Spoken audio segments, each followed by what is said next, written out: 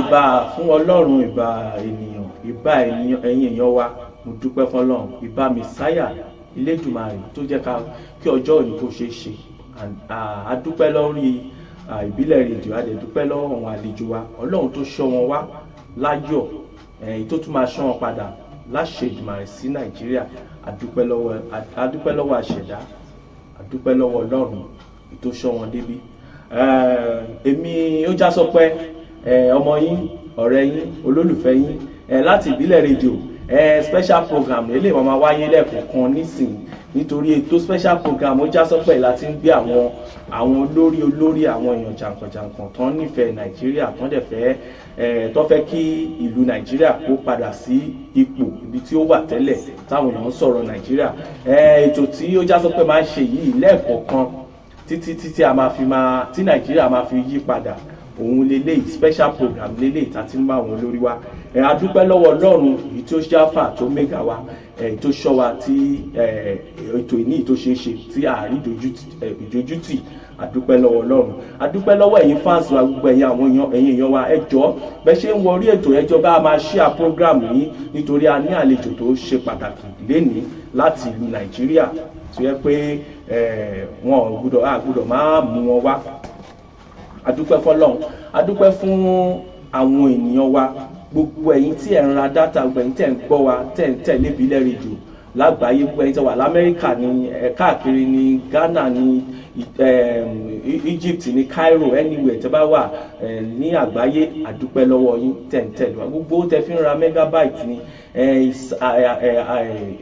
àpò yín ò ní gbẹ o, torí àpò ṣáṣámùrà kì í gbẹ, àpò yín ò ní gbẹ láṣẹ Èdùmàrè. And then lẹ́ẹ̀kan sí, mo dúpẹ́ lọ́wọ́ gbogbo ẹ̀yin tẹ́ ẹ tune in, bẹ́ẹ̀ ṣe ń tune in báyìí Ọlọ́run á máa gbọ́ ti yín. Bẹ́ẹ̀ dẹ̀ ṣe ń tune in, tẹ́ ń ṣe like, tẹ́ ẹ share, Ọlọ́run á máa gbọ́ ti yín. Òkè lọ́wọ́ yín máa lọ láṣẹ Èdùmàrè. Gbogbo ẹ̀yin òǹtajà pápátá àtàjèrè, gbogbo ẹ̀yin oníṣẹ́ ọba, oníṣòwò, adá ọba, ọkọ ọba ò ní ṣayín lẹ́sẹ̀ o, ẹ máa ṣe tajà rẹ ní ibikíbi tí a bá wà tẹ́ ń gbọ́ wa lágbàáyé. Ẹ̀yin ó já sọpẹ́ rè, Olúmídé ó já sọpẹ́, number 1 current affairs man ní ìbílẹ̀ rédíò nìyẹn. Ẹ káàbọ̀ sórí ètò. Mo ní àwọn àlejò wa pàtàkì tí a mú wálé ní ká bá bòpò lọ sílé olóró. Àlejò wa pàtàkì tí a mú wálé ní obìnrin kan gbòógì nínú àwọn ètò òṣèlú ní Nàìjíríà. Ọ̀pọ̀ mọ̀ ṣùgbọ́n àwọn tó mọ̀ wọ́n mọ̀ wọ́n pé bó ṣe jẹ́, ṣùgbọ́n àlejò wa fúnra wọn á sọ orí èèyàn tó jẹ́ lọ́lọ́kanjọ̀kan. Mo ní àlejò wa, mo dẹ̀ tún ní ẹnì kejì mi, ẹnì kejì mi tí a jọ wà ní orí ètò lénìí ìyá Ìbàdàn náà wà lórí ètò èyí tó jẹ́ olùdásílẹ̀ ìbílẹ̀ rédíò ọ̀gá wa àwọn náà jẹ́ kó dún kẹ́ máa gbọ́ báyìí ní kìtìkìtì tẹ́ bá rí pé gbogbo ẹ̀ ń dún oúnjọ ìyá Ìbàdàn ní authentic general mo dẹ̀ tún ní barrister Olúfúnmiláyọ̀ Halder mo ní barrister Olúfúnmiláyọ̀ Halder àwọn barrister ni wọ́n public analyst ni wọ́n public commentator ni wọ́n àwọn náà olóṣèlú ni wọ́n but silent politician ni àwọn náà mo dúpẹ́ lọ́wọ́ yá wa kí àwọn ará ilé máa. mo kí ọmọdé mo kí àgbà mo kí gbogbo ẹni tó ń gbọ́ wa báyìí kí Ọlọ́run kó bá wa tún ìlú Nàìjíríà wa ṣe. àmì àṣẹ Èdùmàrè Nàìjíríà ò lè bàjẹ́ nítorí pé wọ́n sọ pé àjò ò lè dàbí ilé torí kò síbòmíràn tí a lè lọ àjò ò lè dàbí ilé Nàìjíríà yìí ti gbogbo wa ni láṣẹ Èdùmàrè Nàìjíríà ò ní bàjẹ́ mo dẹ̀ tún ní àwọn èèyàn kan náà tán wà ní ẹ̀yìn wa náà ìyẹn Mr. Phillips dada àyítàmọ̀ sí sound image àwọn náà wà nílé pẹ̀lú wa wọ́n kí gbogbo ẹ̀yà ara lé pé ṣe dáadáa la bá yín now eégún ńlá ló ń kẹ́yìn ìgbàlẹ̀ bí orúkọ ọ̀rẹ́ mi kan ọmọ Ìbàdàn ní olóṣèlú pàtàkì ni ọ̀rẹ́ mi àbúrò mi náà ni èèyàn mi ni mo kàn mú orúkọ ẹ̀ má bínú pé mo forúkọ ẹ̀ pé ẹ̀gbọ́n yín wọlé o Honourable Fatima Muhammed láti ìlú Nàìjíríà ìtọ́ jẹ́ gbòógì inú àwọn obìnrin olóṣèlú ní àti Lagos State ní Nàìjíríà àti federal pátápátá nítorí pé kò síbi tí wọ́n tó ṣèlú wọn tí wọ́n ṣe dé àwọn ni Honourable Fatima Muhammed mo fi tọ̀wọ̀tọ̀wọ̀ mo fi kí àlejò mi káàbọ̀ sórí ètò Honourable Fatima Muhammed ẹ káàbọ̀ sórí ètò. ẹ kú jókòó gbogbo ara lé o ṣe dáadáa la bá yín o mo kí ọmọdé mo kágbàlagbà o ẹ ṣe tí ẹ máa ń fi ìfẹ́ gbọ́ ìbílẹ̀ rédíò tiwantiwa ní kò sí nǹkan tó dàbí ìbílẹ̀ mo fẹ́ rọ̀ wá pé síwájú sí ẹ jẹ́ ká túbọ̀ máa gbìyànjú ká máa bá wọn gbé lárugẹ títí tí Ọlọ́run á fi sọ ìbílẹ̀ rédíò á fi bí ìbílẹ̀ tẹlifíṣàn ó máa ṣe é ṣe kò sí ohun tó ṣòro ṣe fọ́dọ̀. ẹ káàbọ̀ ma ẹ ṣe gan ṣe ẹ káàbọ̀ sí àdúpẹ́ fọlọ́ fún ìrìnàjò yín ẹ̀rọ lọ́wọ́ máa ṣọ́ yín lọ adé máa ṣọ́ yín bọ̀ ọkọ yín kò ní já láṣẹ. Elégùṣì Adéníyì ọmọọba nìyẹn nílùú New York ẹ ṣé gan àná mi tó da èèyàn mi tó da ọ̀rẹ́ mi tó da èèyàn pàtàkì ọba lọ́la nìyẹn ẹ ṣé. Sunday Wasiu Ogunyoye honourable nìyẹn former councillor níjẹ̀bú-òde kò sẹ́ni tí ò mọ̀ lórí ìtàjẹ̀bú-òde garage Sunday nìyẹn former councillor wọn nìyẹn ọmọ Bello níjẹ̀bú-òde ọmọ Ogunyoye ni ó ṣé gan àbúrò mi tó da mo dúpẹ́ Báńgbádé ẹ ṣé gan Dámilọ́lá Olúwalẹ́yẹ Olúfádé ẹ ṣé gan Adéolú Ògúnyọ̀yè àbúrò mi bàbá ńlá mò ń gbúrò ẹ ó ṣé gan bẹ́ẹ̀ bá ṣe ń wọlé ẹ máa share program ẹ máa sọ fún ọ pé àlejò wa ti wà lórí ètò yá wa ẹ káàbọ̀ lẹ́ẹ̀kan sí ma. ẹ ṣé bàbá mo kọ́ fẹ́ béèrè ìbéèrè kan lọ́wọ́ yín pé kí ni torí pé irú èèyàn wo lẹ jẹ́ ẹ ṣàlàyé irú èèyàn tẹ jẹ́ fún wa náà. ẹ mọ̀ kó tó máa ń pààyàn lẹ́rìn nígbà téèyàn bá kọjú sí ètò ó yá sọ fún wa irú èèyàn wo ló jẹ́. orúkọ mi ni ìyáàfin Fatima Adúkẹ́ Mohammed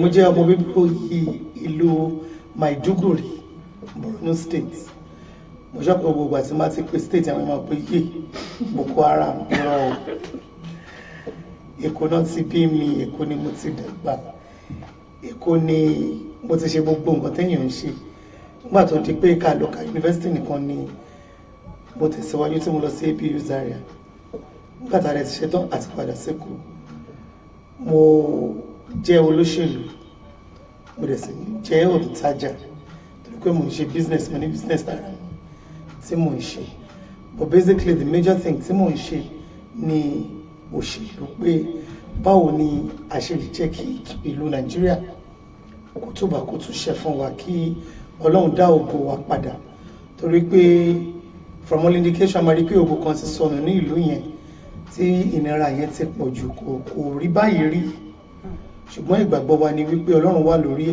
ìtẹ́ á sì bá wa tún ṣe. Àmín Jésù, àmín Ọlọ́run.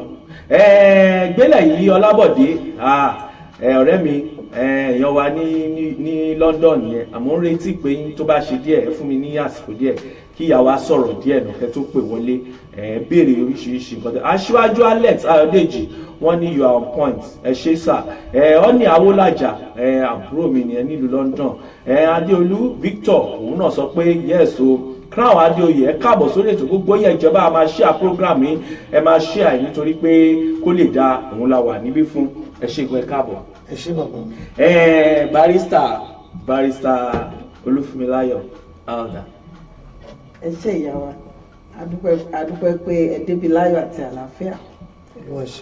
Ní èyí tí àwa gbọ́ pé ẹ ti ṣiṣẹ́ pẹ̀lú àwọn òṣèlú bíi bàbá Tinubu àti àwọn Jimmy Agbaje, gbogbo àwọn kan bẹ́ẹ̀. Ẹ jọ̀ọ́, kí ni nǹkan tí Alhaji, our next president, pẹ̀lú Ọlọ́run, next president inshallah, kí ni nǹkan tí wọ́n máa ṣe fún wa tó máa yàtọ̀ sí tí àwọn bàbá wa Tinubu àti àwọn tó kù tán ti ṣe, tó dàbí ẹni pé ó máa jẹ́ nǹkan tó yẹ pé àwọn Nàìjíríà rí pé eléyìí tún yàtọ̀ tó kà màmá. Ẹ ṣé olóòtú. Ọ̀pọ̀lọpọ̀ ìgbà tí n bá fẹ́ sọ wípé báwo mo ṣe cut teeth mi politically, mi mọ Yorùbá tí mo fẹ́ lò, báwo mo ṣe di ẹni tí ó fi ẹsẹ̀ múlẹ̀ nínú iṣẹ́ òṣèlú, màá máa gbé oríyìn fún bàbá mi Bọ́lá Ahmed Tinubu.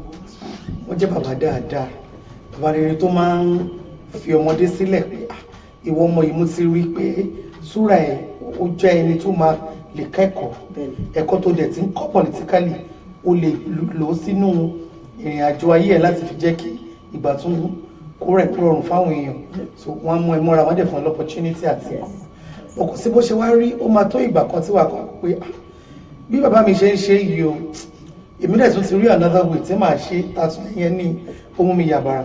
Ṣùgbọ́n ní gbogbo ìgbà ní ọjọ́ ayé yìí kò síbi tí mo ti máa ń sọ tí mi ò kí ń sọ wípé pé mo jẹ́ èèyàn politically. Aṣíwájú Bọ́lá Ahmed Tinubu àwọn ni bàbá tó pọ̀n mi. Láàrin méjì mo bẹ̀rẹ̀ sí ní mo darapọ̀ mọ́ Jimmy Agbaje, mo bá wọn ṣe campaign wọn, mo dẹ̀ ṣiṣẹ́ takuntakun, mọ̀ pé gbogbo wọn tóbìnrin bá ń ṣe a máa ń ṣe ó máa yàtọ̀. Mo dẹ̀ ṣiṣẹ́ takuntakun nígbà yẹn, bó tiẹ̀ jẹ́ wípé lórí ọ̀fẹ́ àti gbígbà orókè. Ìgbàgbọ́ mi ni pé Ọlọ́run ni máa ń fi ní ìjọba, ó dẹ̀ ṣe wọn Ọlọ́run ló máa ń tó, kò sí bá a ṣe tiraka tó, kò sí bá a ṣe sápá tá a gbé gbogbo ìgbésẹ̀ tá a fi gbogbo ìmọ̀ ṣe, ohun tó Ọlọ́run bá ló máa ṣe, òun ló máa ń wá sí ìmúṣẹ. So ìgbàgbọ́ mi ni wípé Ọlọ́run kàn wò kó bóyá àsìkò wọn ò tí ì tó. Bájẹ́ ti rìnrìn àjò yìí mo ti bá a lot of other òṣèlú náà ṣiṣẹ́, but lọ́wọ́lọ́wọ́ báyìí nǹkan tó wà lórí igbá mi tí mò ń tà, apart from the fact pé mi gan contest elections, I am contesting for the House of Representatives, member Ifakọja Federal Constituency. 2016 mo gbìyànjú, mo dẹ̀ win primaries mi, wọ́n yọ orúkọ mi tó dẹ̀ jẹ́ pé Ọlọ́run sọ fún mi pé kí n ṣe sinmi díẹ̀, ṣùgbọ́n mo gbàgbọ́ wípé àsìkò sì tó. Ohun tá à ń sọ pẹ̀lú ìrìn àjò Àtíkù Abubakar ni wípé èèyàn tó bá mọ̀nà ní kẹjẹ́ ká tẹ̀lé. Wọ́n máa ń sọ wípé èèyàn tó bá ti mọ̀wé ló máa ń mọ̀wé. So ẹni tó bá mọ̀wé ń gbà mí ó máa ń mọ̀wé. Ó lè má ní native intelligence, ó lè má ní proper intelligence, but tó bá ti ní native intelligence láti ṣe ètò ìlú, a máa rí wípé ẹni tó mọ̀wé tó dẹ̀ mọ̀wé ni. Níbi gbogbo ìlú ìṣeré lọ́wọ́lọ́wọ́ mo fi gbogbo ẹnu sọ, mo dẹ̀ fọwọ́ sọ̀yà sọ pẹ̀lú èèyàn kan ṣoṣo tó lè tún Nàìjíríà ṣe, tó lè dá ògo Nàìjíríà padà, tí Ọlọ́run ń gbà fún tó sì máa gbà fún títí sí di alẹ́, òun ni Alhaji Àtíkù Abubakar. Torí pé tí ẹ bá wò bí Nàìjíríà ṣe tó, ta ṣe láwọn olówó, ta ṣe láwọn ọlọ́lá tó, òun nìkan ló employ over 50,000 Nigerians. Alhaji Àtíkù Abubakar jẹ́ èèyàn tó nífẹ̀ẹ́ ọ̀dọ́, ó láìkì ọ̀dọ́ gidi. Ó máa ń sọ wípé kò sí bá a ṣe ṣe láyé, tẹ́ bá wo gbogbo àwọn iléeṣẹ́ tó ń dá sílẹ̀ yìí, àwọn ọ̀dọ́ àwọn ni managers níbẹ̀ àwọn ọ̀dọ́ àwọn náà ń gbé iṣẹ́ yẹn lárugẹ tó jẹ́ wípé kò sí iṣẹ́ kankan tí ọwọ́ wọn bà báyìí tí wọ́n sọ di gold mine so irú èèyàn báyìí mo mọ̀ wípé tí a bá tún gbé Nàìjíríà fún bíi project he will definitely get Nigeria working again.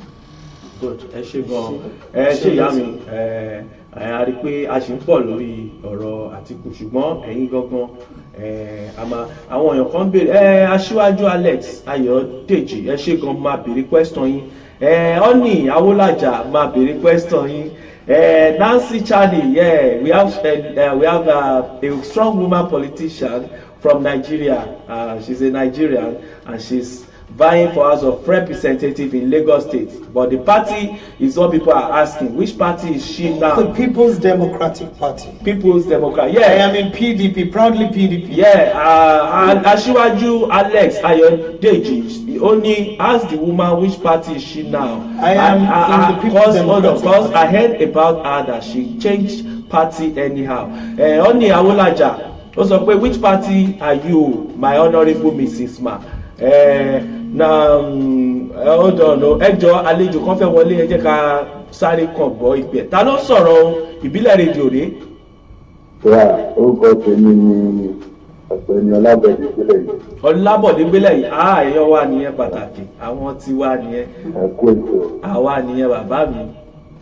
Ọ̀rẹ́ mi kò ní jábọ́ lẹ́yìn mọ́tò. Àmì Èdùmàrè àmì àtiwọ́ náà. Èmi náà ní jábọ́ lẹ́yìn mọ́tò ọ̀gá. Àmì àní jábọ́ lẹ́yìn àwọn ìyá wa tó pọ̀n wá àtàwọn bàbá wa tó pọ̀n wá.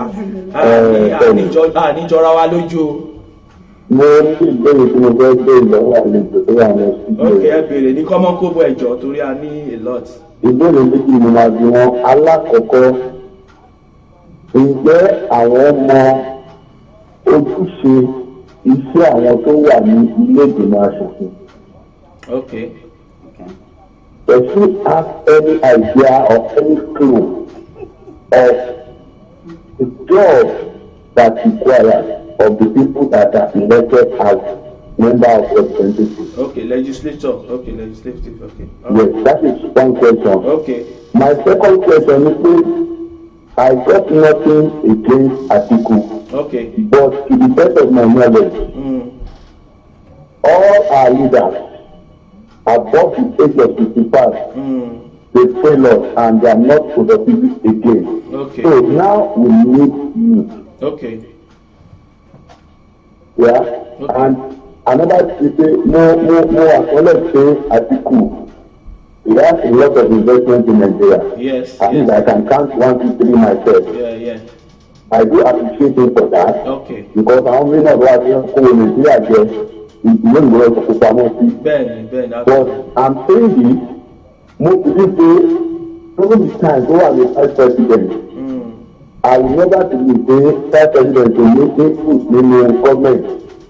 Okay. Because they have the responsibility as well and accountable. Okay. Kí ni nǹkan tó ṣe? Even ká lè sọ pé ẹni tó bá ṣẹ́ńtà rẹ̀ ẹ̀sùn difficult ni.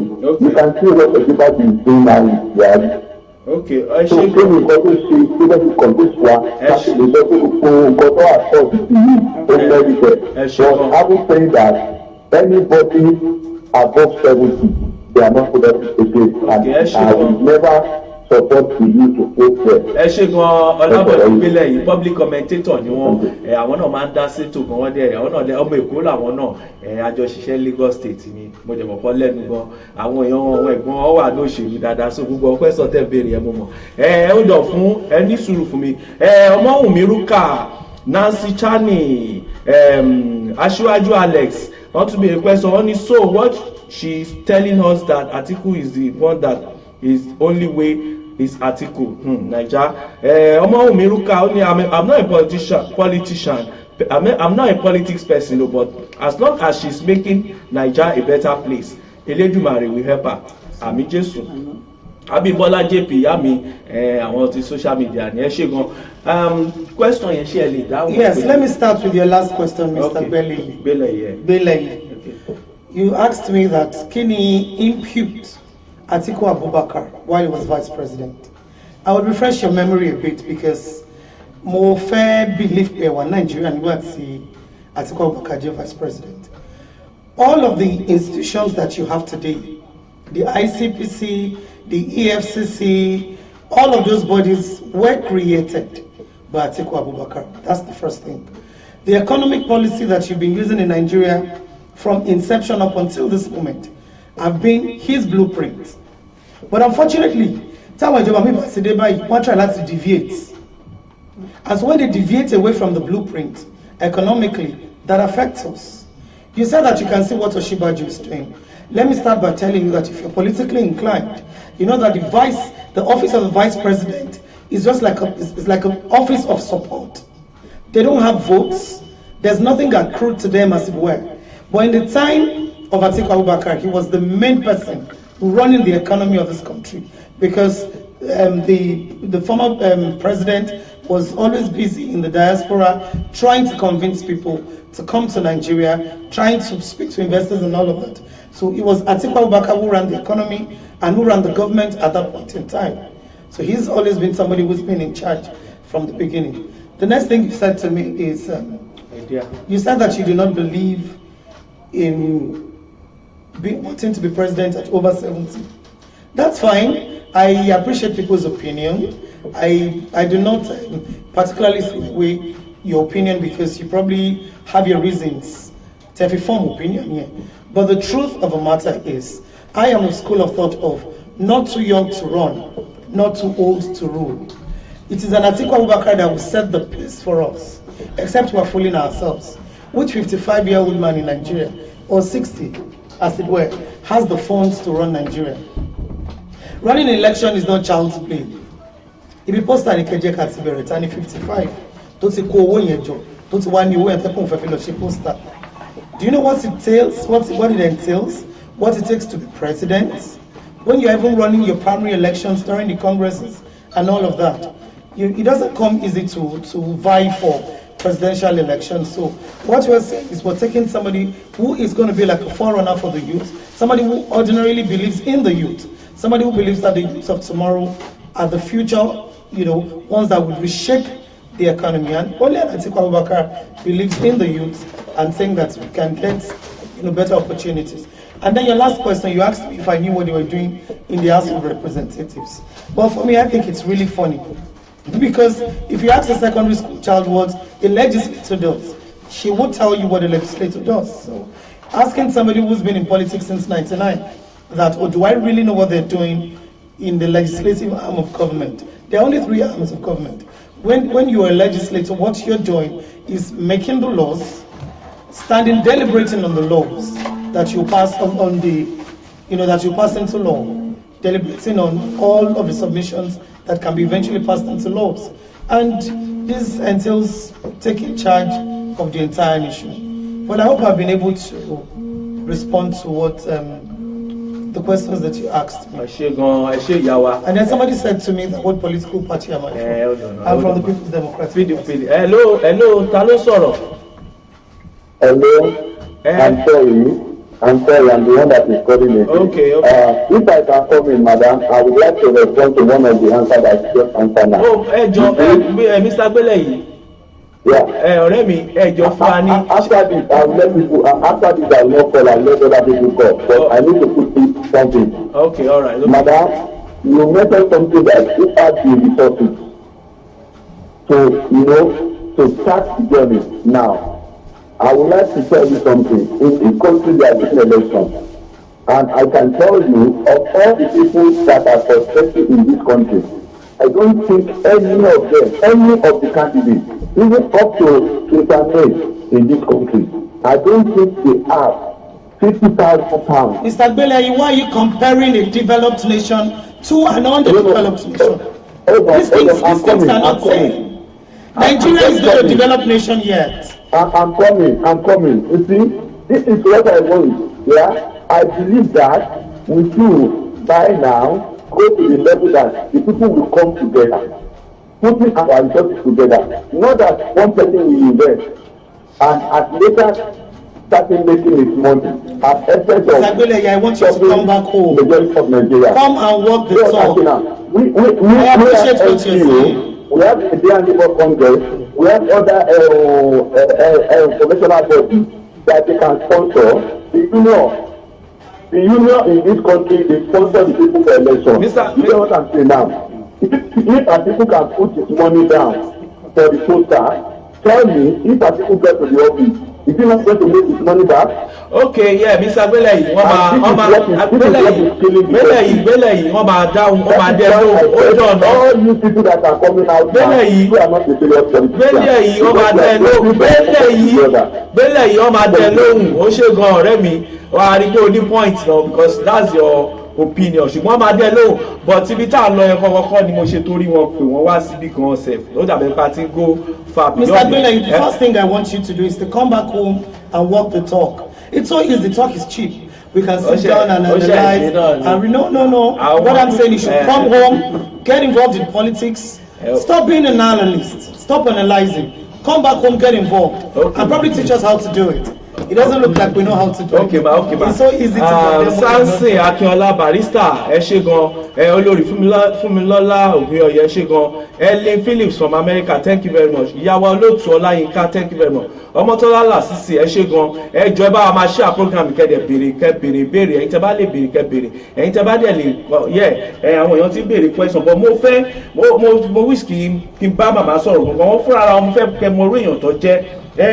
Ìyàwó question tẹ́mi fẹ́ béèrè sí ni pé àwọn obìnrin láti bí ọdún mẹ́ta sẹ́yìn mo rí pé ààrí voice obìnrin mọ́ mo lè purọ́ fún àfẹ́ tó bá parọ́ ló máa sọ pé obìnrin kan wà Nàìjíríà sì tó ń sọ̀rọ̀ kò sí ẹnìkan tí mo mọ̀ pé ó sọ̀rọ̀ ta lè sọ pé ó nígboyà nísìn tó jẹ́ jólóòtọ́ náà obìnrin ẹyọ kan òun níyàwó president wa Muhammadu Buhari òun nìkan lóbìnrin tó sọ̀rọ̀ ní in those past administration we have a lot of women we help their voice. They have a lot of activities táwọn obìnrin ṣe across the globe àwọn obìnrin Nigeria, but now nothing is going on. Kí ni àwọn ìgbésẹ̀ wo lẹ́yìn rò pé bóyá bẹ́ẹ̀ wáyé yìí sì tẹ́ bá dé ilé ìgbìmọ̀ aṣòfin and therefore àwọn youth wa láti ọdún kẹta sẹ́yìn àwọn youth wa wọ́n ti ń wà backward. Mo rántí pé in those days kò ṣe those days during about before kò ṣe pé mo fi ń sọ ilé this is what is on ground. Àwọn ọmọ wa ń ṣe káàkiri even they are the one bringing a lot of money to the government, even to the budget. Ṣé tá bá máa sọ nípa sport ni, nípa music ni, nípa acting ni, a lot of things táwọn ọmọ wa ń ṣe, but that thing has faded away now. Kí lẹ lè ṣe láti revive ẹ̀ tẹ́ bá dé because màmá wa gangan ló yẹ ká sọ̀rọ̀ wọn, kò yẹ ká lọ síbi ọ̀rọ̀ Àtíkù ń sìn àti ìfẹ́ lọ sọ́rọ̀ Àtíkù ń sìn. A kàn béèrè question lọ́wọ́ wọn nípa Àtíkù ni. Ẹ jọ gbogbo ẹni tí wọ́n máa béèrè question màmá wa ní kẹ́ divert question sáà sọ̀rọ̀ Àtíkù sí for now. Ẹ jọ tó rọ lọ́hùn mo fẹ́ sọ fún yín màmá wa ni a fẹ́ sọ̀rọ̀. Tẹ́ bá mọ àwọn fúnra wọn ẹ lè mọ̀ pé gbogbo nǹkan tó bá sọ lórí ẹlòmíì àgbàgbọ́ wàá jẹ́ káwa gan mọ àwọn èèyàn ẹni táwọn jẹ. Àwọn èèyàn kan ti béèrè lọ́wọ́ pé irú pátì wo náà wà wọ́n dẹ̀ sọ pé pátì PDP that is PDP náà wà People's Democratic Party náà wà.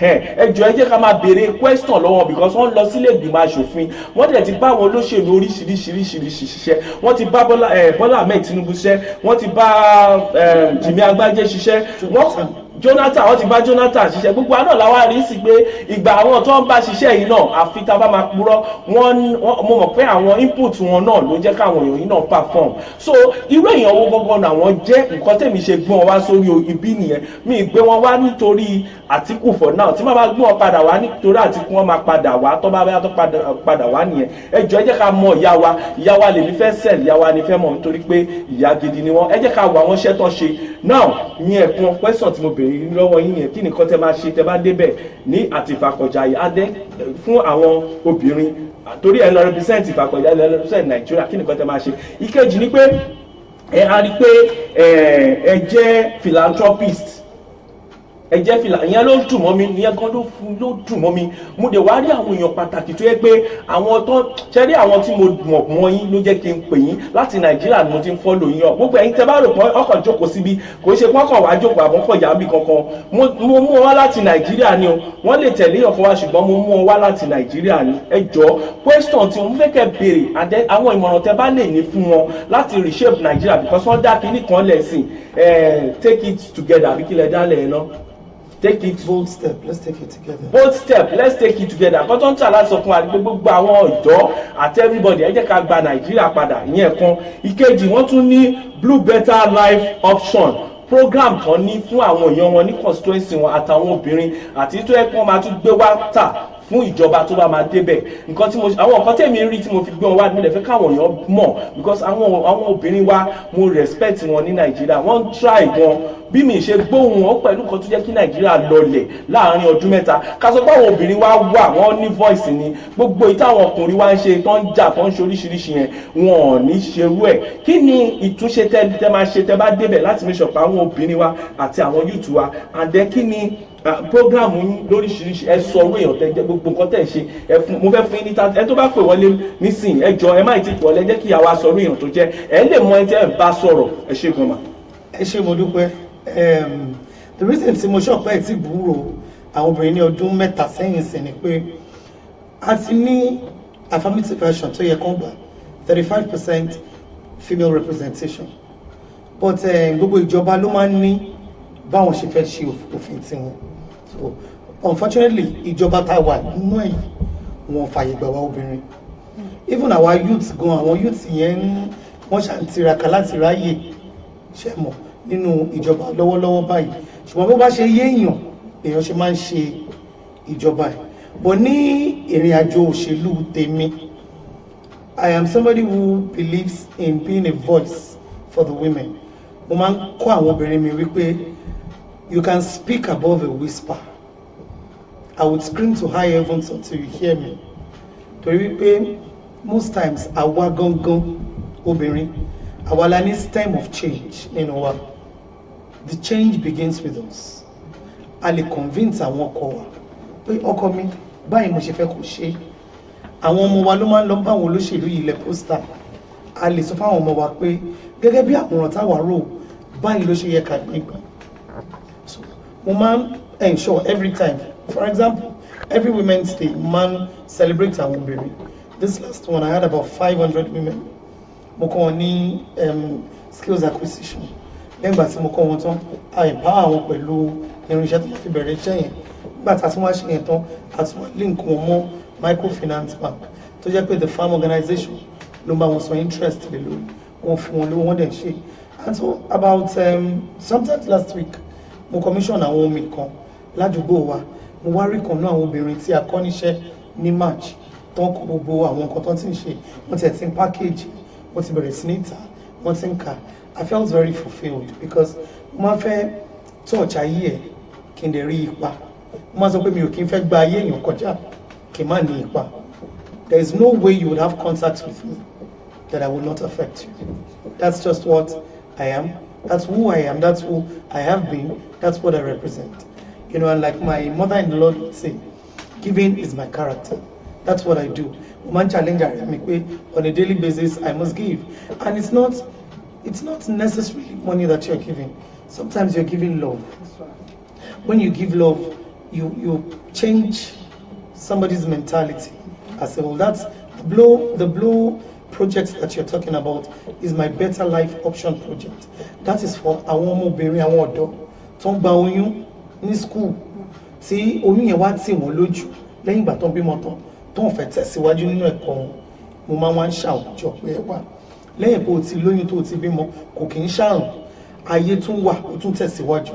so irú àwọn yìí máa convince wọn àwọn ìtàlẹ̀ ní kò lọ sílé ìwé nu wọn a máa rán wọn àwọn èyí tí ó lè lọ sílé ìwé mọ́ ojú ń tì wọn a máa fún wọn láyè láti kọ́ṣẹ́ tó ń bá kọ́ṣẹ́ tán the first thing tá a máa ń ṣe ni pé a máa ń build up psychic wọn their morals a máa ń kọ́ wọn láti believe in themselves that nobody can talk you down nobody has what it takes to bring you down you must put your head up the fact that you have a child does not mean that you're a lesser person so obìnrin tó wọ ilé ọkọ tí ó ṣe kankan every point in time a man in my local government you know bóyá nítorí àwọn ipa tá a ti ní láláì tí sí nínú ilé aṣòfin mo máa ń fọwọ́ sọ̀yà sọ ni pé nífàpẹ̀já yìí wọ́n ti láwọn ilé aṣòfin members for 16 years 17 years now èèyàn tó bá sọ pé òun ti ṣiṣẹ́ ju èmi tí mi ò tí ì wọbẹ̀ lọ mo fẹ́ kó wa kojú mi kó mú ẹ̀rí iṣẹ́ tó ti ṣe wá kémi náà dẹ̀ mú ẹ̀rí iṣẹ́ tí mo ti ṣe wá gẹ́gẹ́ bí ẹni tí ó ti wọbẹ̀ tó kàn jẹ́ ẹni tó nífẹ̀ẹ́ àwọn aráàlú so kó mú wá kó jẹ́ ká jọ wọ̀ ká fi mú ara wọn kò tó ṣe jẹ́ kó máa pè mí ní ìjáyà òfìfà kọ. ìjáyà òfìfà kọ bẹ́ẹ̀ ni ẹ̀yìn kò kí ń gbọ́ kò kí ń gbà á make sure wípé kò lè sí ń bẹ̀ kẹ́ má ṣe nǹkan kan ẹ bá wa dá sí ọ̀rọ̀ àwọn obìnrin máa ń lọ sílé ìwòsàn àmọ́ àwọn òkúba ṣe tún lè ṣe bákan náà àwọn obìnrin wá bímọ wọ́n gbé ọmọ sílẹ̀ lẹ̀ ní general hospital wọ́n ẹ̀ lè blame wọn doctor ò lè sọ àwọn baby cut. sorry ma inú mi ti ẹ̀ dùn torí mo ṣiṣẹ́ ní hospital ní Nàìjíríà dáadáa mo ṣiṣẹ́ 20 years mo ń ṣe pé kò ń ṣe pé I'm not a doctor administrator ni mi and then mo dẹ̀ jẹ́ mo ṣiṣẹ́ ní finance ní inú hospital tẹ lọ ní Ìfàkọ̀jà yẹn àwọn èèyàn mi lẹ lọ bá bẹ̀ inú mi dùn gan I'm so happy mo dẹ̀ pray pé àwọn hospital yẹn máa lo gbogbo equipment ẹ fún wọn mo rí bẹ́ẹ̀ ṣe kó equipment mo dẹ̀ rí kó dàbí ẹ pé ní passion fún àwọn obìnrin because mo rí pé equipment ẹ kó lẹ̀ yẹn tí àwọn obìnrin ló pọ̀ jù gynae kìíní náà ti máa lójú you understand that is why tí mo fi sọ fún ọ̀yàn pé for now ẹ jọ mo fẹ́ kẹ́ jẹ́ ká mọ irú èèyàn tí ìyá wa yìí jẹ́ wọ́n máa padà wá ká tiẹ̀ wo àwọn fúnra ara wọn náà ká tó wo nǹkan tó ń sọ fún wa nígbà tí èèyàn tá bá mọ irú èèyàn yẹn tó bá wá sọ̀rọ̀ fún wa ẹni tó sọ̀rọ̀ fún wa yìí ó máa ní point ó make point because èèyàn kan náà sọ lẹ́ẹ̀kan ó ní ẹ make point now lórí. nǹkan míì tí mo tún wá fẹ́ kà mọ̀ ni wípé àwọn èèyàn máa ń sọ pé àtàwọn olóṣèlú bá ti fẹ́ ṣe nǹkan ló máa ń ṣe nǹkan owó ara mi ni mo fi ń ṣe mo lè decide láti tọ́jú ẹ̀ dìgbà election ó kó tẹ̀ tó di pé mo gbégbá ni mo ti ń ṣe everybody who knows me who has been associated with me mama wípé this is just a way of life for me it's not about politics àwọn olùmí mani àwọn kan waste owó ẹ̀ ni when you touch a life when you give to humanity when you help turn a life around for me is more fulfilling than any electoral position. So káwọn èèyàn yé máa get it twisted. It's beyond politics. nǹkan tí mo ń sọ̀rọ̀ tí mo ṣe ń lé ẹ̀fà sí because èmi political commentator ni àwọn èèyàn mọ̀ mí kígbọ́kígbà mo ti rí nínú ìwà yín mo dẹ̀ like because irú ẹ̀yin báyìí jẹ́ lè bá wa tó Nàìjíríà even bí a ṣe ń sọ̀rọ̀ anybody tẹ́ bá tẹ̀lé à ń sọ̀rọ̀ kankan kẹ́ tó dé pé anybody tẹ́ bá tẹ̀lé tí ò bá ṣe right ẹ máa kí fún mi. That is the kind of person tí mo rí ní ìlú ọ̀la mi politician mo mọ àwọn iron lady la máa ń pè wọ́n irú àwọn èèyàn bẹ́ẹ̀ yẹn bá ṣáájú gan bó bá tẹ̀lé tó bá ṣe rubbish ẹ̀ dànù ni so that is the kind of person so nǹkan tó fẹ́ ká wo irú èèyàn kí tó lè mú wá irú èèyàn báwo ni ẹnì jẹ́ so tá bá rí pé èèyàn tó nífẹ̀ẹ́ aráàlú ni tó bá débẹ̀ wọ́n á lè ṣe nǹkan àdé nǹkan tó bá sọ fún wa pé ká ṣe nǹkan bá wù ká woman yìí lè ní point ó mọ nǹkan táwọn ò mọ nítorí pé wọ́n ti for how long lẹ ti ń ṣe iṣẹ́ ìfẹ́ aráàlú tẹ̀ ń tọ́jú àwọn youth tẹ̀ ń tọ́jú àwọn obìnrin tó jókòó tó jẹ́ tán ní kí nìkan tó wá motivate yín láti ṣe. basically fúnra mi from àtìgbà tí mo ti gbòmìnira pé liberation mo ti bẹ̀rẹ̀ sí ní touch lives but mo realize pé kíní kan ló máa jẹ́ kí iṣẹ́ tó ń ṣe kó dé ìsàlẹ̀ òṣèlú ni. So that's in 1999 tí mo ti join politics. The very first time that I got out to doing anything was in 2008. Shortly after we finished the Jimmy Agbaje election, I started the Jimmy Agbaje outreach. Jimmy Agbaje outreach yìí mo fi kọ́ àwọn obìnrin níṣẹ́, mo fi kọ́ àwọn youths ní computer acquisition, you know, and láti ìgbà yẹn mi ò dáwọ́ dúró. It's been one project or another for the women, for the youths. ẹ ṣe gbọmọ yá wa ẹ jẹ́ kí n sáré kẹ́ tó béèrè question yín mo fẹ́ sáré kí àwọn èèyàn wa pẹ̀lú àrà P Diamond London ọwọ́ wọ́n ní wow nice and good talk because it's really good to tell the truth all Naija government they are not doing well all please keep it up love handsome biggest brother one. Well done sir, I'm calling on studio WhatsApp number that is Afa Afa ẹ lè pè greeting to honourable Mrs. Ẹṣẹ́gun honourable Dayo Adéfìyè láti Ṣómólú ni àwọn náà wà àwọn náà ti contest dáadáa àwọn tájọ dá tó tẹ bá wà ní Fàkọ̀jà yìí tẹ bá rántí wọ́n pè kankan ní Arise and Shine campaign organization èmi ní general secretary ẹgbẹ́ wọn gbà yẹn chairman mi rè Dayo Adéfìyè the other man tó ní gangan mo tẹ̀ ti gbàgbé orúkọ wọn, so àwọn náà ń kí àwọn náà ń wò yín. Ẹwà Tómi Ọlámídé Àbẹ̀kẹ́ àwọn náà ń wò wá, wọ́n ń gbọ́ nǹkan tá a sọ. Àwọn question kan wà, Azeez Abiola, àwọn question kan wà tí àwọn kan béèrè. Wọ́n ní honourable Mrs. yẹn wọ́n ní Awolajo, honourable Mrs. why can't you people allow the youth to rule the country? Why is it the same old people? Ní ti dáhùn question yẹn sí o. Old people since 1960. Look at the French president, he's under 40. Yes, madam. Èkejì ní ti dáhùn question yẹn mo kàn fẹ́ kà fún ìkẹ́kọ̀ọ́. Madam, are we putting the law into practice? Technically, you the politician are above the law. Why Atiku was indicted? Explain. Ní ti dáhùn question yẹn jọjọ lọ. Comrade Oni, àwọn ni ara àwọn tí àwọn ìránṣẹ́ Ọlọ́run tó máa ń ṣe program ní orí ètò wa náà ni àwọn. Wọ́n ní can please allow her to answer your questions. Èmi mọ̀ question bóyá question tí ìbílẹ̀ yìí sọ lẹ́ẹ̀kan, but mo fẹ́ kẹ́ suspend the question political kìíní ẹ̀yin gangan ni mo fẹ́ ká ṣì mọ̀ now àwọn question tí mo ní nìyẹn. Ìkejì tí mo ní fún yín kí ni mama madam barrister Olúfúnmiláyọ̀ Alda ẹ ṣe my honourable. Nǹkan tí mo fẹ́ béèrè ẹ ti sọ díẹ̀ nípa òun ni pé kí ni nǹkan tí ẹ ti sọ pé ẹ ń ṣe. Mo fẹ́ béèrè pé ṣé kí ni ìṣó ó máa continue láti máa gún wọn, torí pé tá bá wo àwọn youth wá ń sìn ìmíì wà unemployed tó rẹ̀ pé àwọn kan ò ní opportunity láti lè bọ́ sí any program kan tó bá ń ṣẹlẹ̀, in the sense that ẹlòmíì ò tiẹ̀ ní fóònù lọ́wọ́ tó fẹ́ fi mọ̀ nǹkan tó ń ṣẹlẹ̀ ní Nàìjíríà, maybe because of iná, and two bí àwọn opó àti àwọn ọmọ bíi àwọn mi ò ní pè ní abion, disability. Yeah. I don't like to call them disabled children. That's right. They are special children. That's why to me ò fẹ́ fi lo that word yẹn, because that word is derogatory. Okay. So kí ni nǹkan tí a lè ṣe fún wọn, because tí máa wo program kan máa kan ní church ní ìrántí orúkọ ẹ̀ school wọ́n pè ní school, tẹ́ bá rí ó máa ń ní program fún àwọn special people yẹn tó yẹ pé ó máa ń ra wheelchair, ó máa ń rà fún wọn tó yẹ pé ẹ̀rí ẹlòmíì báyìí ó máa wà ní àárín títì kò ní wheelchair, wheelbarrow ni wọ́n fi ń gbé wọn. So mo fẹ́ mọ nǹkan tí Nigerian the next president tó lè gbé ṣe, nítorí pé tí a bá wá ọ̀pọ̀lọpọ̀ ẹlòmíì ò tiẹ̀ rí ibi tó máa sùn. Mo fẹ́ digress lọ sí ọ̀rọ̀ tí a sọ lánàá nípa ilé Jákàndé, ṣẹmọ àwọn ilé àwọn council affordable houses, because nísìnyí tẹ́ bá rí àwọn ọ̀pọ̀lọpọ̀ àwọn tí owó wà lọ́wọ́ wọn ní Nàìjíríà wọ́n kọ́lé ni wọ́n lè sọ pé wọ́n ra lé 1 million, wọ́n ra lé 6 million, ṣẹ́ni tí ò tí ì jẹ 3 square mil ló fẹ́ ra lé 1 million.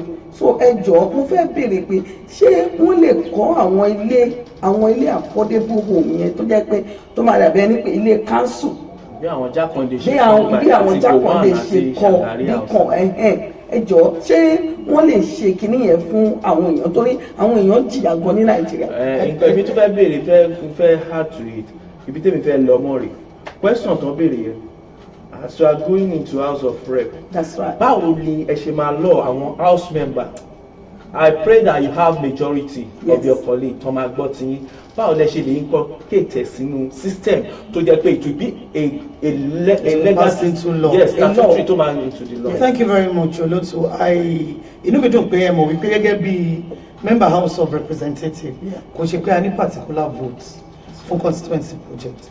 The only thing tá a lè ṣe ni pé ní constituency wa kí làwọn nǹkan tó jẹ́ wà níyànjú àdèmánowó sókè àmà sọ àmà bó bá ṣe lè ensure wípé that constituency feels the effect of democracy. Do you understand? There are a lot of people a lot of constituency, so whatever most of my programs mo dáwọn ìbò mi mò ń wá omi lójú because living condition àwọn èèyàn káwọn èèyàn máa gbé lábẹ́ àpáta ní local government tí ní constituency tàti ní rep for over 17-18 years ó jẹ́ ohun tó báyàn nínú jẹ́. ẹ má bínú ẹ má bínú mà bẹ́ẹ̀ mi ṣe máa ń ṣe program tèmi nìyẹn èmi ò ń ṣe program pé kakàn máa mo yẹ mo wo fídíò kan I think you are during maybe 2016-10 campaign èmi náà fẹ́ máa ké ẹ̀ ń sọ pé ṣé àwọn èèyàn ní House of Representatives níbí mo rí bẹ́ẹ̀ yẹn ṣe ló dàbí tí àbí táwọn ẹlẹ́dẹ̀ ń gbé ibẹ̀ yẹn sloppy báyìí mo wo fídíò yẹn. apart from pé tí ẹ sloppy ibẹ̀ yẹn máa ń pààyàn every year gbìnrín mìíràn ń pè àdúgbò yẹn. so ẹ continue. so ọmọ mẹ́ta mẹ́rin ló máa ń kú ṣùgbọ́n láti 2016 tọ́lọ́run ti fún mi lórí ọ̀fẹ́ àti ṣe mi ò wọlé election yẹn o but mo ṣì ṣe. so ẹ ṣe bẹ̀yẹn tẹ́lẹ̀ ó yẹ mo ṣe bẹ̀yẹn láti ìgbà yẹn àní incident tó jòmádé àti ní incident pọ̀ mọ́ kankan kú ṣe mọ̀ pé ìyẹn ó ṣe iyebíye fún mi jù pé mo wọ House of Rep pé mi ò tiẹ̀ ní opportunity láti pàdánù ọmọ kankan ní constituency yẹn ó jẹ́ ohun tó dùn mọ́ mi nínú gẹ́gẹ́ bí ìyá because ìyá ló mọ nǹkan tójú ẹ̀ máa ń rí ká tó bí ọmọ ká tó wá rè èyí tó tiẹ̀ kú nígbà tí mò ń campaign yẹn the child was 13 ó ń bọ̀ láti school flood yẹn ó dẹ̀ kú sí òde ṣe mọ̀ ibi tí ìyá ti lọ sáré jíjẹ nínú tí bàbá náà ti lọ jálàmbà bàbá ọmọ yẹn torí pé mo ṣe ibẹ̀ yẹn ó sì ń gbádẹ́lì tẹ̀lé mi kiri fún gbogbo campaign mi ẹran ló ń ta ọkọ̀ gbogbo àwọn ẹlẹ́ran ẹ máa bọ̀ ẹ tó bá di ire ó ti jẹ́ pé ọmọ mi bá lọ kò sọmọ mi tó máa kú so àwọn things like that òun ni mo ń sọ there must be proof of representation so I am somebody who is very independent I have a mind of my own you cannot mo máa ń sọ lójoojúmọ́ pé mi ò believe in godfatherism so mi ò ní godfather kan tí mo ń lọ ń júbà fún àwọn tó àwa tí à ń bẹ̀bẹ̀ pé kẹyìn wá sípò believe tèmi ni wípé ẹrú ìlú ni wá a fẹ́ lọ sìn yín ni but mo rí pé ní politics of these days àti wá ṣe tó jẹ́ wípé àwọn èèyàn gan ló ń sìn wá ń sìn and so I do not understand it èmi ò kí ń gbé oríyìn fún ẹni tó ti wà nípò tó wá jẹ́ pé tó bá tún fẹ́ padà á bẹ̀rẹ̀ sí máa mú change díẹ̀ síta pẹ̀lú salary tó ń gbà láti máa fi tó àwọn ibi kankan ṣe èmi máa ń rí gẹ́gẹ́ bí iṣẹ́ ẹ̀tàn so tó bá mọ̀ pé o fẹ́ ṣiṣẹ́ day one tó bá ti wọlé hit the ground running káwọn nǹkan tó ń ṣe báwo ló ṣe ń ṣe for example irú omi tí mo ṣẹ̀ṣẹ̀ ṣe ní last week Tuesday yẹn wọ́n ti wà ládùúgbò yẹn for 17 years tí ò sí omi tó ń lọ ń ra omi àdì ní ìjọba kan House of Rep púpọ̀ dẹ̀ ti lọ House of Assembly púpọ̀ dẹ̀ ti lọ I don't understand it.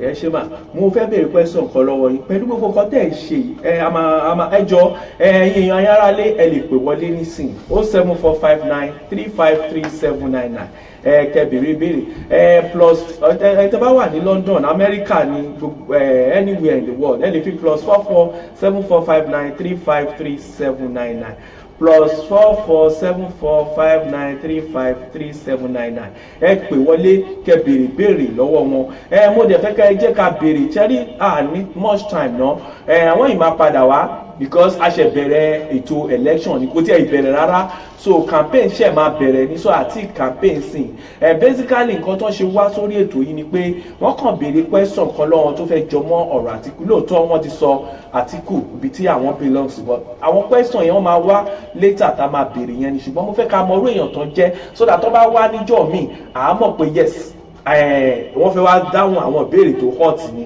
but nísìnyí wọ́n ti sọ oríṣiríṣi àwọn nǹkan tó ṣe fún wa mo fẹ́ béèrè mà ẹjọ́ ẹ bá wa pè wọlé ẹ̀yin tẹ́ bá ní ìbéèrè fún wọn Ajílẹ̀yẹ Kenny àwọn aláṣọ wa nìyẹn ẹ ṣé gan ọmọ jẹ́jẹ́ akéwì láti Germany nìyẹn ẹ ṣé gan àwọn èèyàn wa sọ̀rọ̀sọ̀rọ̀ náà ni wọ́n pẹ̀lú àràpídà àmọ́ wọ́n ní wow good talk beautiful sister ẹ ṣé gan please tell them the truth so a máa play orin sing a máa fẹ́ kí ẹ dátọ́ mi kẹjọ kẹyọ London lẹwa ó já sọpẹ́ lẹwa mi máa ń jó gan lórí ètò ìyá wa ẹnà ọbẹ mo fẹ́ kàn fún wa lórí ká jó ká yọ ìjọ ayọ̀ nítorí mo fi ju gbogbo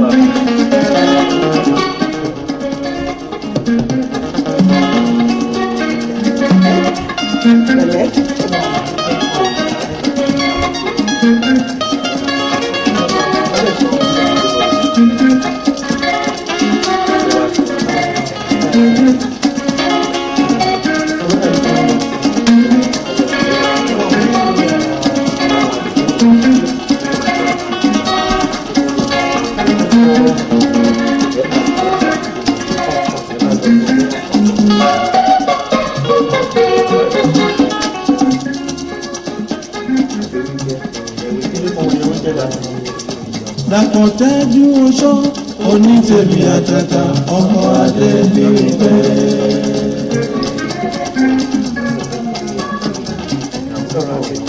Dàpọ̀ Tẹ́jú oṣó onítèmi àtàtà ọmọ adé bí bẹ́ẹ̀. Bí bẹ́ẹ̀ gbàre lọ́kì wáyé. Tẹ́jú gbàre lọ́kì wáyé. Bí bẹ́ẹ̀ gbàre lọ́kì wáyé. Tẹ́jú gbàre lọ́kì wáyé. When you marry people, you live together. In togetherness, you are one. When you marry Tẹ́jú, you live together. In togetherness, you are one. Tẹ́jú oṣó ọmọ lọ́la. Tẹ́jú oṣó ọmọ lọ́la. Onítèmi àtàtà Tẹ́jú oṣó ni orílẹ̀ ní. Tẹ́jú oṣó ọmọ lọ́la. Tẹ́jú fòm ó di ilé gbajúmọ̀ mi. Tẹ́jú oṣó ọmọ lọ́la. Ó di ilé lọ́lá àyànfẹ́ mi orílẹ̀ ní. Tẹ́jú oṣó ọmọ lọ́la. Tẹ́jú fòm ó di ilé gbajúmọ̀ mi. Tẹ́jú oṣó ọmọ lọ́la. Tẹ́jú oṣó àtàtà ó di ilé ọlọ́lá. Tẹ́jú oṣó. Ìbílẹ̀ rédíò. Hello, ìbílẹ̀ rédíò ta ló sọ̀rọ̀? Wọ́n ní Awólàjà ló ń sọ̀rọ̀. Honey, long time, àbúrò mi tó dáa, mo ti rí question. Mo fẹ́ bá ọmọdébí mi ti sọ̀rọ̀ ní ìfẹ́ bèèrè question kan lọ́wọ́ wọn. Okay, ó jọ fún mi 1 minute náà, 1 second. Ọmọ question lọ ọ̀nà ìbò fún mi 1 second. Nice one, if I could say. Okay. Ọmọdébí mi ti. Ó yá béèrè question. Mo fẹ́ tọ́ sí tèmi òjò báyìí pé kí lè rí ṣe sí àwọn graduate tó wà ní Nàìjíríà tí wọn ò ríṣẹ́ kí lè rí ṣe sí wọn. Ẹ ṣé gan. Ṣé question náà ni àbí? Bẹ́ẹ̀ ni question náà. Ẹ ṣé gan Mami Honey Awólàjà. Wọ́n máa dá yín lóhùn sí ṣẹ́gbọ́. Ẹ ṣé, thank you very much. Debbie T.Y. Ẹlẹ́gà. My honourable, one my honourable, Funsho Amsat, only she's the type of leader Nigeria desire at all times, especially now. She's not in power yet, but already impacting life in great terms. Nice one, ma'am. Ifakojaye one. Maria Jones, àwọn tí ní Ifakojaye non testify sí àwọn nǹkan tẹ́ ṣe. Ṣé wà ní wà ní Ifakojaye too? Ifakojaye, it's just one. Ẹyọkan ni Ifakojaye and Ojukwu. Àìdáhùn sí ìbéèrè yẹn. Ẹnì kan béèrè ó ní kí ni nǹkan tẹ́ máa ṣe fún àwọn graduates, kí ni bóyá tẹ́ bá dé house lè máa ṣe ni o báwo lè fẹ́ ṣe. Ohun tẹ́mi máa ń sọ most times káwọn èèyàn ṣe ni pé it's beyond going to school and getting a degree. The times we live in now, you must have multiple streams of income. So kò sí nǹkan tó wrong ti graduates bá lọ kọ́ iṣẹ́ ọwọ́. Kọ́kọ́ iṣẹ́ ọwọ́. So that ìgbà tí government ò tí ní what it takes láti fún wọn ní conventional job, then they can begin to do the unconventional. I encourage people to go into the modern day carpentry, modern day plumbing, all the jacuzzis and co. Àwọn tó ṣe jacuzzi olórí mẹ́rin. So kí ló wrong nínú káwọn graduates, mo máa advocate fáwọn graduates, go and ensure that you have multiple streams of income. Jẹ́ kí ọ̀nà tí owó ń gbà wọlé fún ẹ, jẹ́ kan tó ìgbà.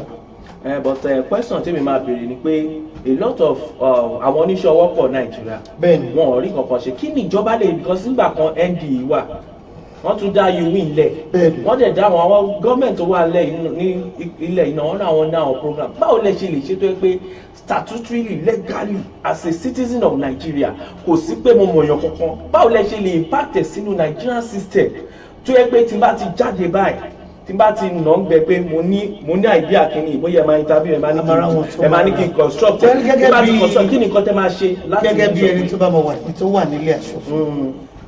Again, I would only lend my voice to the house to say, well, this is what I think we should do. to better the lot of the graduates in my, and do not forget, I represent a federal constituency, so he would be speaking basically for the people of my constituency. So I sit down, Mama in Koni hanging out with farm. Okay. That's for the youths, the graduates in my local government. I hang out with them at my Losinite clubs. We'll sit down, because for you to be able to feel people's pains, you must come down to their level. You must be able to, you know, put yourself in a position where Ali Bawon reason Talejo Fioro Jomitoro. I'm a passion John Jiro you at what do your word day. So once a man people I want youth, I'm a jadi.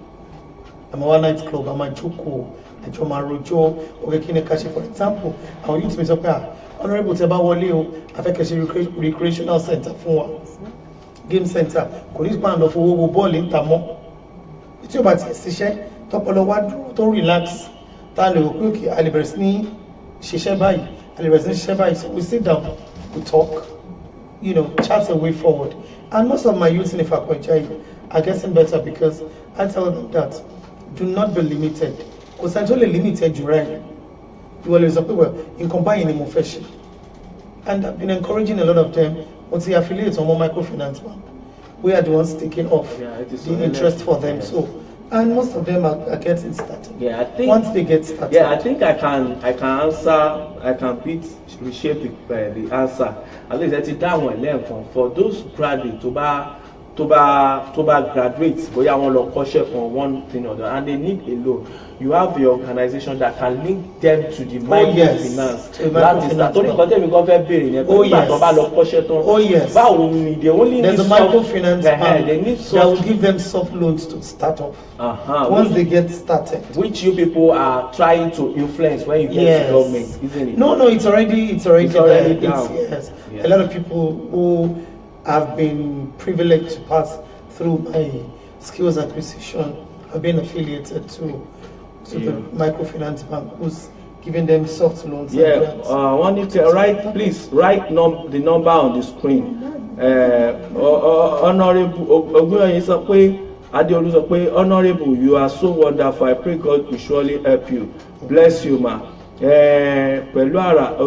Oni Awolaja tó pè tó bá yín sọ̀rọ̀ tán sì tó béèrè question lọ́wọ́. Okay, yeah, ó sọ pé pray. Adéṣóẹ̀tàn Lájire, ẹ ṣé gan, you are watching us. Awolaja, Oni, nice music, well done, brother.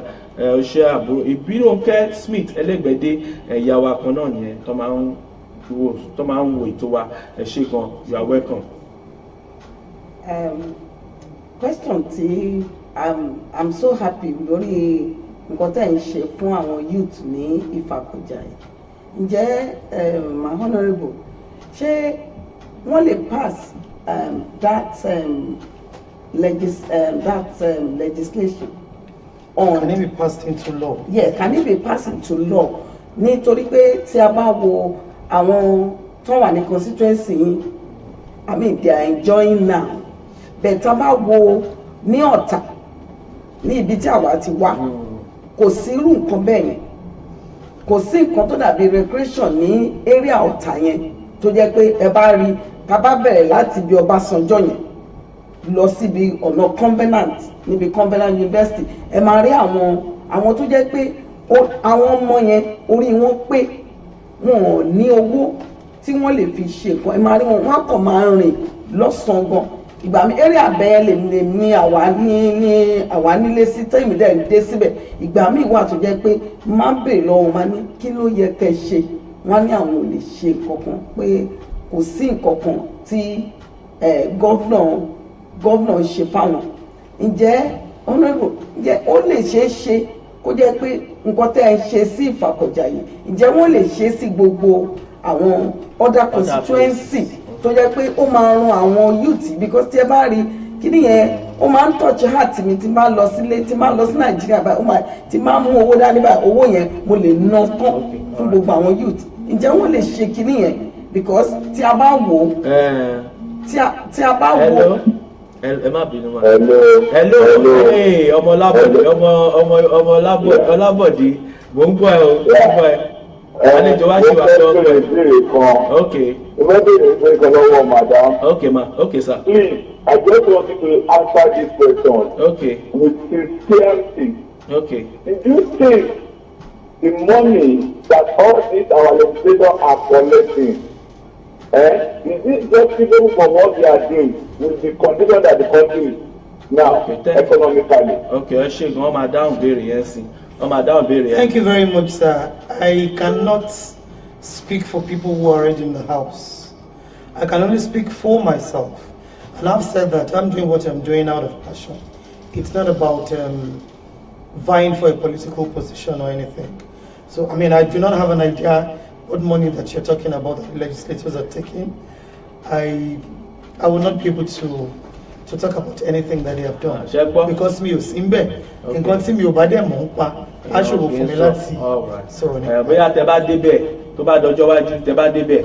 Gbélé yìí, ṣé o gbọ́, wọ́n ní àwọn ò tí ì débẹ̀. Bóyá tá bá ti gbé lára àwọn tó wà ń bẹ̀ wá, a ti gbé kan wá rí náà. Nígbà bóyá tá bá tún gbọ́n wá, béèrè question yẹn. Salami Ibrashini, nice one ma, Ìfàkọ̀jàyè one. Okay. Debbie T.Y. Colleagues Ismail on the nice one mommy. Yeah, ẹ ṣé gan. So bí ọ̀rọ̀ tí mo sọ kó tó di pé Dìkọ́lá Colleen ṣẹ́rí tí a bá wo gbogbo nǹkan tó ń ṣẹlẹ̀ ní Nàìjíríà in general àwọn youth graduates gbogbo wọn they are suffering. Okay. So nǹkan kí ni nǹkan tí wọ́n lè ṣe. Ní few minutes láti fẹ́ parí ètò. Well, mo agree pẹ̀lú yín pé àwọn youth ń jìyà. Wọ́n tẹ̀lé sí bèrè ní pé kí la lè ṣe láti jẹ́ kí life wa better.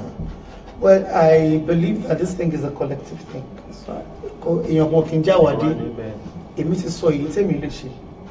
Èmi náà ń ṣe ìwọ̀n tí mo lè ṣe.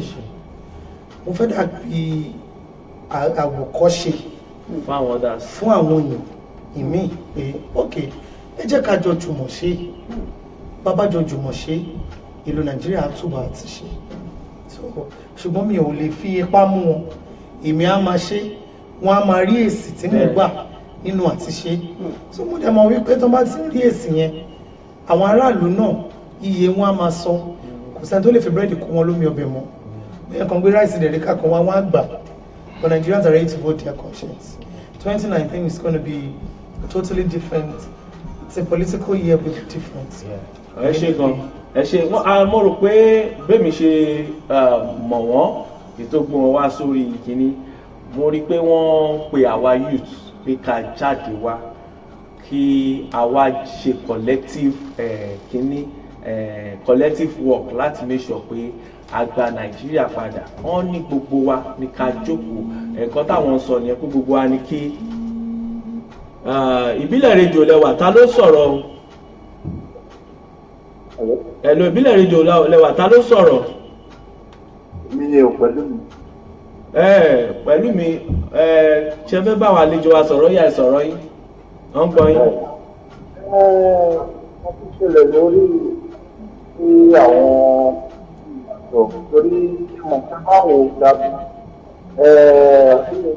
ṣe kán tó dé ibi tó ń bá ẹ̀ and then gẹ́gẹ́ bí ọ̀dọ́ sí ẹ̀kọ́ sí wa sípò pé lóòótọ́ ní gbogbo nǹkan and then wọ́n ní láti ṣe a lot of iṣẹ́ tó ti pé wà ọ̀nà àti nǹkan nìkan ó wà bẹ́tà. Bẹ́ẹ̀ni. O ṣé gan, o ṣé pẹ̀lú mi, nice one, my brother, love you. Ẹ ṣé gan, ọ̀kan náà àbúrò wa London yẹn pẹ̀lú mi, ó níwẹ̀ Ọlọ́run ló máa ràn yín lọ́wọ́ láti dépò, Ọlọ́run ló ń gbé ẹ̀dá dépò. Àsìkò wa ti ń lọ, òun la bá ní ṣe. Ìyá wa wọ́n ti bẹ̀rẹ̀ sí ní mọ̀ wọ́n díẹ̀díẹ̀ yẹn. Mo fẹ́ ká mọ̀ ìyá wa dáadáa.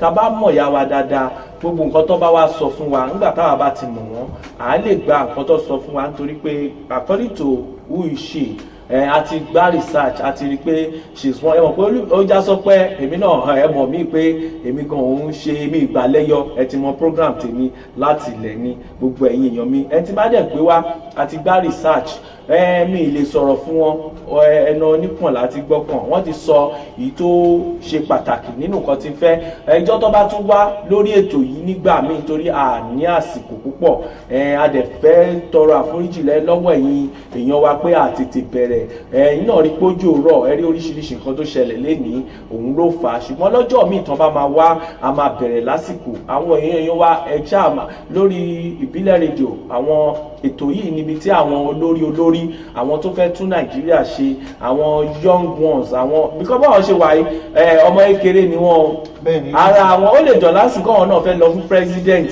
so ara àwọn tó ń jà fún káwọn ọmọ kéékèèké lọ fún ipò ni wọ́n ibi tó belong nìyẹn ṣùgbọ́n other one reason tí wọ́n fi ń ṣe yẹn ìjọ míì tán bá wá tá bá ti pè pé wọ́n ń bọ̀ ẹ jọ̀ọ́ ẹ wà lórí ìlà nítorí pé mo rí pé ẹ hot ẹ fẹ́ béèrè àwọn ètò lọ́wọ́ but nǹkan táwọn ń ṣe fúnra wọn tẹ́yìn bá rí ẹ lè reason tí àwọn náà fi ń sọ pé ibi báyìí ni àwọn fẹ́ lọ so ìyá wa ẹ ṣé gan tí a pè yín tí ẹ jẹ́ wa lílọ bíbọ̀ wa torí pé mo rí pé ẹ jìnnà sí London lílọ bíbọ̀ yín láṣẹ Èdùmàrè a máa fàdúrà ràn yín lọ́wọ́ gbogbo ìgbésẹ̀ yín kò ní bí ara yé ní ibi tẹ́ máa lọ ẹ débẹ̀ láyọ̀ àtàlà dẹ̀ ní jọra yín lójú ó lè jọ láǹsìn gan kí wọ́n ní ìyá wa ló máa di president kò sí nǹkan tó jọ wọ́n ń ṣarúgbó wọ́n ń ṣàgbàlagbà ara àwọn collective even wọ́n ń ṣiṣẹ́ pẹ̀lú gbogbo àwọn youth yẹn lọ́wọ́lọ́wọ́ báyìí ni ṣùgbọ́n ẹ mọ̀ pé ètò ìbò tó wà lọ́wọ́ sí ẹ̀ tí ìgbẹ́yàn kankan tó sọ wọn kan so àti ìmọ̀bi tó ń lọ ṣùgbọ́n tó bá di pé wọ́n ti sọ bí tó ń lọ tó akọ̀paro pé lè gbogbo àṣìṣe lè jùmọ́ tó bá tó àsìkò máa rí gbogbo àwọn olóṣèlú wa ní ọlọ́kanjọ̀kan lórí ìbílẹ̀ rédíò máa gbọ́ ó já sọ pé every time ká bá ti ń gbé wọn wá àwọn náà máa wá àwọn èèyàn wọn míì tán tún bá wọn ṣiṣẹ́ lóríṣiríṣi wọn máa ràn ifọ̀ Àtíkù gan tó jẹ́ bàbá wa àwọn náà máa wá sórí ètò yìí nítorí àwọn ìyá wa náà ti rí studio wọn ti rí pé no kò ṣe fọwọ́ rọ́ sẹ́yìn láṣẹ Èdùmàrè náà ti rí pé àwọn èèyàn ń wò wá káàkiri ni a máa ń gba feedback so gbogbo ẹ̀yin olóṣèlú tó kù tẹ́ bá ní nǹkan tó dáa láti ṣe nǹkan tó dáa tẹ̀lé ń ṣe ẹ jẹ́ káwọn èèyàn mọ̀ táwọn èèyàn bá mọ̀ àmọ́ pé gbogbo Nàìjíríà olóṣèlú náà kọ́ ló lè gbogbo ọkọ náà ní nǹkan tó dáa lórí ó kàn jẹ́ pé bá ṣe wà nípò tá a wà àmọ́ nǹkan tó fà ṣùgbọ́n Ọlọ́run á yọ wá ìyá wa Honourable Fatim Mohammed ẹ̀yin ni mo rí báyìí I'm so happy for seeing you. Thank you very much for coming to our program. Thank you so very much. I appreciate inú mi dùn gidigidi gan. Ìbílẹ̀ rédíò ni mo wá lẹ́nu yìí. Ó dá mi lójú pé kò sí nǹkan tọ́lọ́run lè ṣe torí pé mi nígbàgbọ́ gidi. Ìbílẹ̀ tẹlifíṣàn ń bọ̀. Báyìí láṣẹ Èdùmàrè. Ẹ̀dẹ̀ máa kọjá ibi tẹ́ wà yìí. Àmín àmín. Torí pé mo ti tẹ̀sẹ̀ wọ bíbá ilé ni. Ibi tí màá tún padà wá bá yín, ó ti di ilé ni. Àmín àmín. Ọlọ́run ò kì í ṣe onídàn. Ṣùgbọ́n kò sí ká gbàdúrà kó má fi ọ̀tẹ̀tẹ̀ kó sì má fi ọwọ́ agbára kó fi gbé àdúrà wa gòkè lọ àyè tá a ti sọ lẹ́nu àrò ti rọ̀ mọ́. Àmín Èdùmàrè. ẹ̀yìn bá ti sọ àmì tán àmì ló dẹ̀kú tá à ń retí. ẹ tó bá tẹsẹ̀ bọ ìbílẹ̀ rédíò náà kò ní. àmì yẹn dẹ̀kú tá à ń dúró láti rí. bẹ́ẹ̀ni ìyá wa barrister Olúfúnmiláyọ̀ kí ni nǹkan tẹ́ ní sọ ní ká tó kó gbogbo ẹ̀ lẹ́sẹ̀. ẹ ṣé my honourable mo dúpẹ́ lọ́wọ́ yín pé a pè yín ẹ̀dẹ̀ jẹ́ wa kí Ọlọ́run tó ní ọjọ́ tòní kó túbọ̀ máa wà pẹ̀lú yín ní agbára lọ́dọ̀ Ọlọ́run tí à ń sìn lótìtọ́ àti òdodo tó ní tí a bá pè wọ́n ó lóun á dá wa lóhùn ní agbára lọ́dọ̀ Ọlọ́run ibi tí ẹ fojú sí yẹn ní agbára lọ́dọ̀ Ọlọ́run ẹ ga jù bẹ́ẹ̀ lọ ọ̀run á dẹ̀ dì yín mú nígbà tí ẹ bá wọ ọbẹ̀ báyìí àlàáfíà ẹ̀mí gígùn lẹ máa fi ṣe gbogbo ohun tí ẹ bá dẹ̀ ń ṣe ní ìfàkọ̀jàyà àti gbogbo ohun tí ẹ bá ń sọ torí Ọlọ́run ni ó ní sọ èmi á sì fàṣẹ sí gbogbo ohun tí ẹ bá ń sọ fún àwọn èèyàn yín àti gbogbo àwọn tó wà ní house pé kí wọ́n ṣe fún àwọn youth àti gbogbo àwọn ènìyàn àwọn opó àwọn special people kí Ọlọ́run kó bá mi kó sí wọn nínú. àwa gbàdúrà pé kí Nàìjíríà kó jẹ́ a better place for everybody. ṣé gan ìyá wa ẹ ṣé ẹ̀yin aráalé ó já sọpẹ́ láti ìbílẹ̀ rédíò online olóògbé yín sọ̀rọ̀ Mr Current Affairs ọ̀rẹ́ yín ọmọ yín olólùfẹ́ yín àyànfẹ́ yín náà ni èmi náà ni wọn nífẹ̀ẹ́ lómi ṣe mí á ṣe bẹ̀rẹ̀ ní o àwọn èèyàn wá ṣe bẹ̀rẹ̀ sí ní wá ni láti wá sọ gbogbo èròǹgbà wọn fún orílẹ̀-èdè Nàìjíríà orílẹ̀-èdè Nàìjíríà ò ní bàjẹ́ láṣẹ Èdùmàrè lákòótán à ń lọ kọlùwà kó wà pẹ̀lú wa kó dẹ̀ wà pẹ̀lú orílẹ̀-èdè Nàìjíríà láṣẹ Èdùmàrè ẹ ṣé gan yàrá lé ẹ ṣé gan ẹjọ́ tẹ bá wo program yìí ẹ bá wa share àwọn ará ilé tó jáde àwọn tó sílé kán lè rí wò tẹ bá dẹ̀ fẹ́ tún join program tẹ bá fẹ́ wo program yìí lẹ́ẹ̀kan sí ẹ lè lọ sórí YouTube ẹ rí lórí YouTube ń bẹ̀. Don Alex ẹ ṣé gan ẹ ṣé Gíwá Ọláṣẹ́ ní engineer ó ṣé gan bàbá mi àwọn tí kò dún nìyẹn ẹ ṣé gan Babs Ọlọ́runkẹ́mi Norat Àtinúkẹ́ congratulations my sister the sky is your starting point best of luck Títílayọ̀ Salami àwọn ti Cairo nìyẹn àti Egypt àwọn náà ní àwọn nǹkan kan tó jẹ́ pé à ń gbàdúrà fún kí Ọlọ́run bá wa gbogbo èèyàn wa tó wà Cairo wọ́n especially àwọn tó wá látọ̀nà ọ̀dọ̀ wa wọ́n fi àjẹ wọn nítorí pé a ní representative ní Cairo Nigeria High Commission níbẹ̀ wọ́n ti kọ lẹ́tà sí wa àti wọ́n ti sọ̀rọ̀ lórí bí dáadáa àdẹ̀ ti sọ fún wọn pé Ọlọ́run àbá wọn dá sí tò wọn àníkẹ́yìn náà gbọ́ kẹlẹ̀ mọ àwọn ibi tí ẹ máa ṣẹ́ fún Babs Ọlọ́runkẹ́mi Nurat Àtinúkẹ́ ó ní congratulations ìbílẹ̀ rẹ̀ thank you màmá mi nice one mọ́mì Collins Ismail ṣé gan ó dìgbà kan náà láṣẹ Èdùmàrè àpàdé láyọ̀ ní ìjọ mi ọjọ́ rẹ̀ ire o ire kàǹkà ó dàárọ̀. mo dúpẹ́lẹ̀ bàbá India.